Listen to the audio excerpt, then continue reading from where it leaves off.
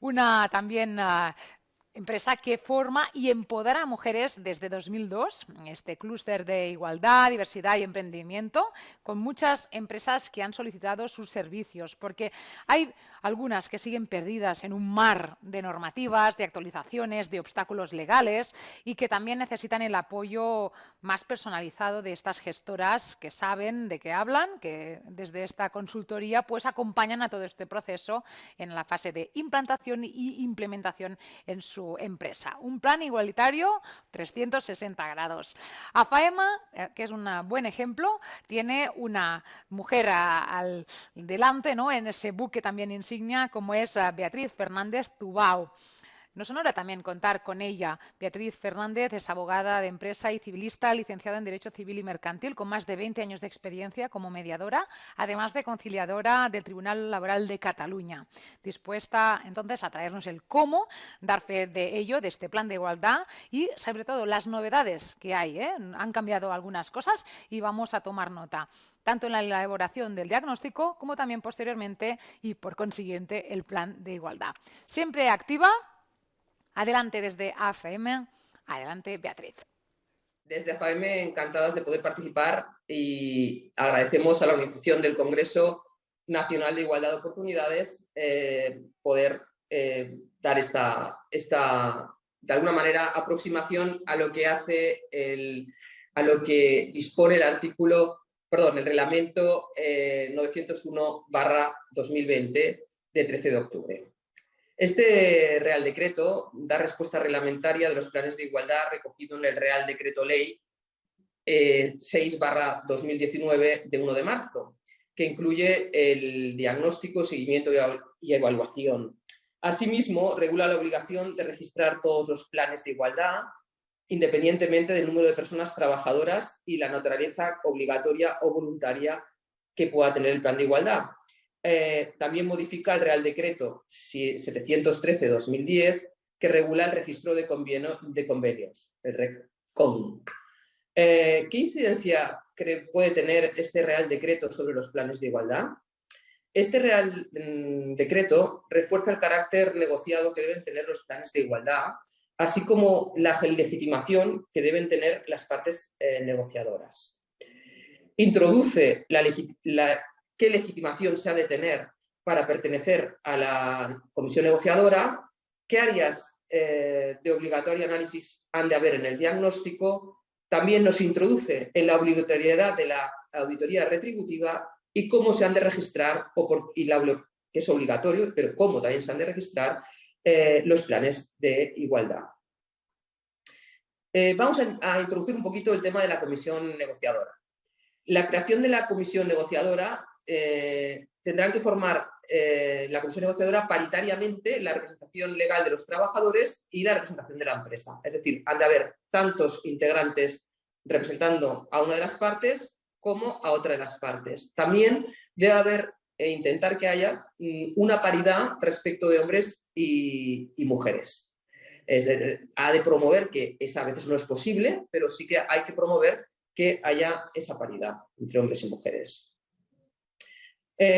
Bueno, en la parte social, los representantes de esta comisión estarán formados por los delegados o delegadas del personal, o el comité de empresa si lo hay, o las secciones sindicales en el caso de que sumen la mayoría de los miembros del comité.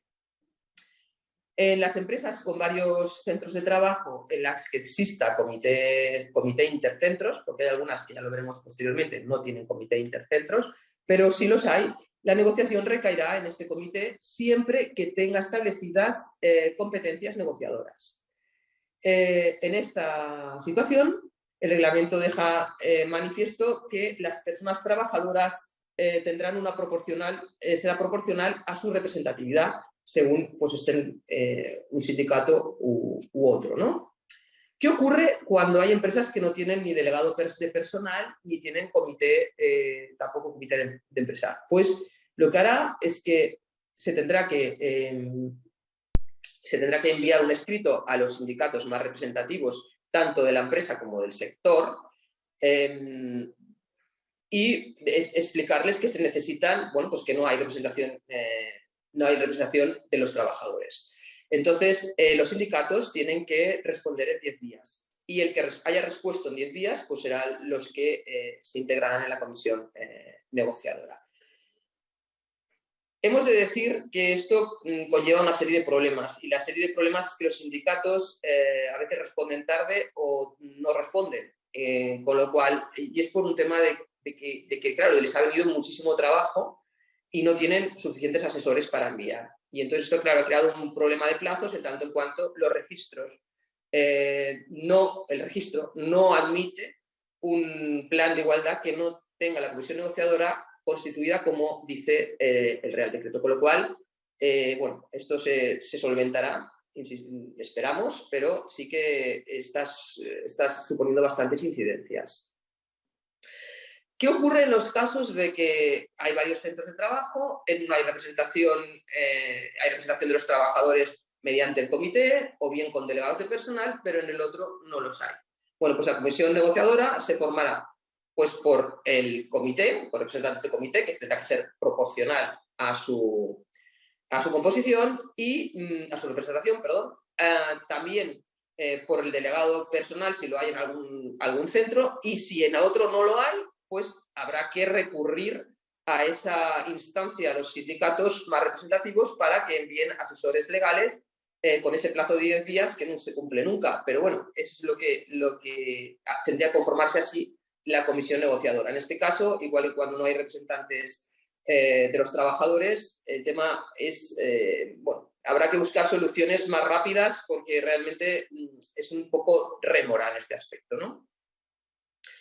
Bien, ¿qué ocurre durante el proceso de negociación en la comisión negociadora? Bueno, pues cuando se finaliza esa reunión, que habrá varias, ¿no? Pues cuando se finaliza cada reunión, se levanta acta de cada reunión y deberá ser aprobada y firmada en la siguiente reunión.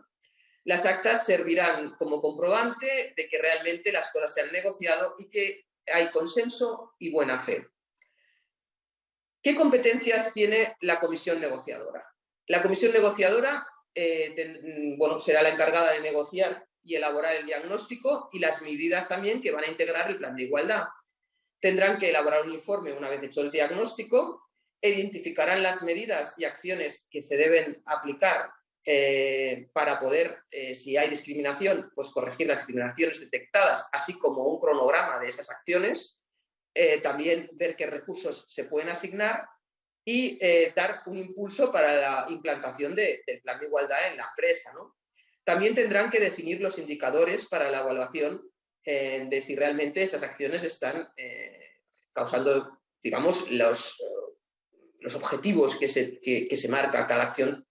Tendrá los objetivos, digamos, de erradicar esa discriminación, ¿de acuerdo? Entonces, se ponen estos indicadores que se han de ser consensuados para ver si esas acciones están produciendo los efectos esperados. Bueno, el impulso de las primeras acciones también de información, difusión, formación y sensibilización a la plantilla también es un tema que tiene que negociarse en la comisión negociadora. Bien, vamos a ver qué nos dice este reglamento 901 sobre el tema del diagnóstico.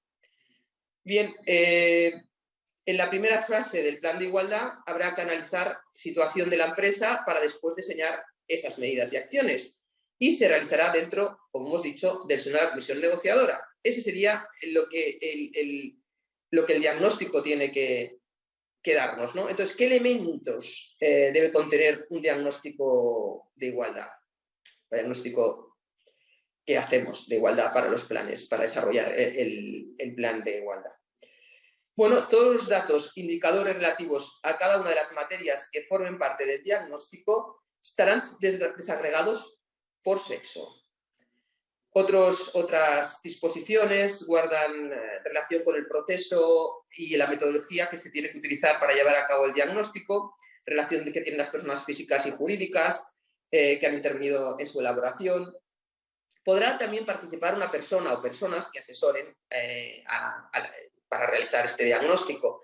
Tendrán voz, pero en ningún caso podrán tener voto. Como todos sabemos, pero voy a a refrescarlo, porque después veremos cómo incide este reglamento en cómo ha de ser el diagnóstico respecto a cada una de estas materias.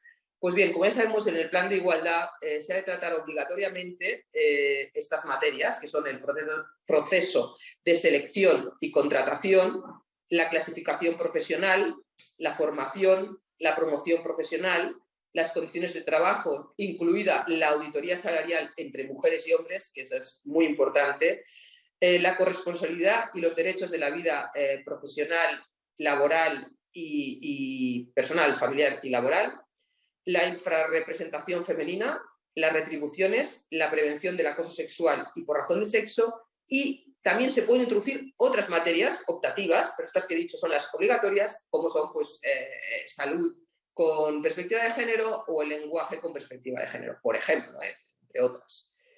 Bien, en cada una de las áreas de intervención se detallan las informaciones necesarias para realizar el diagnóstico del plan. En las disposiciones específicas para las áreas de selección, contratación, formación y promoción profesional, destaca el análisis a realizar de la incidencia en la formación, los méritos que se valoran, así como el peso otorgado a la antigüedad de la persona trabajadora y la adecuación de las capacidades del perfil del puesto de trabajo a cubrir mediante la promoción. Otro criterio novedoso es que el diagnóstico tiene que constar el perfil de las personas que intervienen en los procesos de selección, de gestión y retención del talento, incidiendo en su formación en igualdad. Estas personas tienen que tener una formación en igualdad y las empresas se tienen que encargar de que así sea. ¿De acuerdo? Para las áreas de clasificación profesional, retribuciones y auditorías retributivas, se procederá a la descripción de los sistemas y criterios de valoración de los puestos de trabajo, tareas, funciones y de los sistemas o criterios de clasificación profesional que se utilicen por grupos profesionales o por categorías. En materia salarial, la empresa facilitará todos los datos desagregados por sexo coincidentes con la realidad, relativos tanto al salario base como a los complementos, como a todos y cada uno de los restantes conceptos salariales y extrasalariales, diferenciando las percepciones salariales de las extrasalariales, así como su naturaleza y origen, cruzados a su vez por grupos, categorías profesionales, puestos, tipo de jornada, tipo de contrato, duración, así como cualquier otro indicador que se considere oportuno para ese análisis retributivo. En las disposiciones de condiciones de trabajo se recopilará la información necesaria para medir y evaluar las condiciones de trabajo de todo el personal, incluyendo trabajadores, y esta es la novedad, y trabajadoras de puestos a disposición, que antes eso es importante para calcular la plantilla, ¿de acuerdo? Teniendo en cuenta los aspectos generales que afecten al tiempo de trabajo, la movilidad funcional y la geográfica, la estabilidad laboral de las mujeres y hombres. En el área de los derechos de la vida personal, familiar y profesional, se recogerán las medidas existentes en la empresa destinadas a la conciliación y a la corresponsabilidad, los canales utilizados para informar a la plantilla sobre estos derechos, analizar los permisos, las excedencias, cómo inciden entre hombres y mujeres, qué decisiones empresariales se toman al respecto, etc. Respecto a la infrarrepresentación femenina, se dará cuenta de la distribución en el diagnóstico, se tiene que dar cuenta de la distribución de las mujeres en los puestos de distinto nivel de responsabilidad para identificar la existencia de la infrarrepresentación femenina en puestos intermedios y puestos de decisión. Es lo que llamamos, ¿no?, la segregación vertical, ¿de acuerdo? También se analizará la distribución de la plantilla de la empresa midiendo el grado de masculinización o feminización que tiene el puesto de trabajo, que se caracteriza, ¿no? Que ya sabemos que hay puestos de trabajo pues, que son mayoritariamente masculinos, masculinos, que hay personas que son hombres, digamos, y en otros que son eminentemente femeninos, ¿no? Entonces, esto habrá que verlo, que es lo que llamamos segregación horizontal, y recoger bueno, pues cómo está la situación para poder, de hombres y mujeres, para poder poner fin, en caso de que haya una masculinización excesiva de los puestos de trabajo, cómo conseguir, pues, ir a camino hacia la paridad sin que el ser hombre o mujer te califique o cualifique para tener un puesto u otro. Para la prevención de acoso sexual y por razón de sexo, el diagnóstico contendrá la descripción de procedimientos y medidas de sensibilización, prevención, detección y actuación para acoso sexual y por razón de sexo. Las medidas deberán negociarse, lógicamente, con la representación legal de las personas trabajadoras. El artículo 8 de este reglamento nos dice cuál es el contenido mínimo de los planes de igualdad. Ya sean de carácter obligatorio o voluntario, pues te dice que las medidas adoptadas tienen que tener este diagnóstico de situación para poder alcanzar la igualdad y un trato de igualdad de oportunidades y sin ningún tipo de discriminación por sexo. Habrá que determinar que de las partes que lo conciertan, es decir, quiénes son los que entran dentro de la comisión negociadora. Habrá que mirar el ámbito personal, territorial y temporal. Ya sabemos que la vigencia del Plan de Igualdad tiene 4 años. Informe del diagnóstico de situación de la empresa, o en el supuesto que se refiere el artículo 2.6, un informe de diagnóstico de cada una de las empresas del grupo, de haberlas. El resultado de la auditoría retributiva, así como su vigencia y periodicidad en los términos establecidos en el Real Decreto 902-2020 de 13 de octubre también. Sabéis que fue el 901 que estoy hablando ahora. Después estuvo el mismo día el Real Decreto 902 que regula el tema de la auditoría retributiva. La definición de objetivos. Tenemos que definir los objetivos cualitativos y cuantitativos del plan de igualdad. Descripción de las medidas concretas que se tienen que hacer, tal y como hemos comentado, plazo, ejecución, recursos que se les va a dotar y ver luego la evolución de la misma, el calendario, la calendarización, el sistema de seguimiento y evaluación y el procedimiento de modificación, porque si los indicadores nos están diciendo que hay algunas cosas porque no están yendo bien, pues entonces saber cómo con esos indicadores modificar esas acciones o incluso sacarlas y poner otras. Vamos a ver ahora el registro de los planes y el depósito de las medidas. Sabemos que los planes de igualdad se tienen que registrar, pero también aquellas empresas que no están obligadas a tener un plan de igualdad, pero sí quieren tener unas medidas de igualdad, pueden registrar estas medidas. La inscripción de los planes en el registro es obligatoria, con independencia de cuál sea su naturaleza u origen. Dicha inscripción permitirá el acceso público al contenido de los planes de igualdad y, en su caso, de las medidas, en el caso de las empresas que simplemente no tengan obligatoriedad, tal y como he comentado, y que simplemente quieran registrar unas medidas de igualdad. El plazo de inscripción, una vez hecho el plan de igualdad, es de 15 días desde la firma del mismo. La solicitud de inscripción será presentada a través de medios electrónicos ante el registro de la autoridad laboral competente por la persona que la comisión negociadora designe. La documentación a entregar para la inscripción del plan está formada por la hoja estadística correspondiente, las actas de las distintas sesiones celebradas, incluyendo las referentes a las de la constitución de la comisión negociadora y la firma del plan de igualdad. La autoridad laboral asignará el código correspondiente a cada plan en función de que este sea resultado de un acuerdo o no. Como sabemos, cuando salió el presente reglamento, habían planes que ya estaban registrados. ¿Qué hay que hacer con estos planes que deben ser actualizados? Que ya estaban hechos y que deben ser actualizados.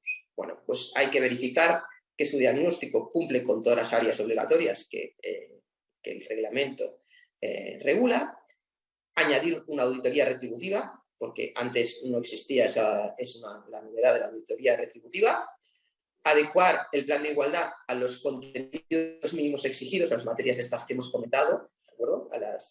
Todas estas que he enumerado, materias que antes no eran obligatorias con la ley 2007 y que ahora pues lo son. Aunque he de deciros que todos los planes ya debían estar actualizados y registrados, pues su plazo de adecuación era del 14 de enero de 2021 al 14 de enero de 2022.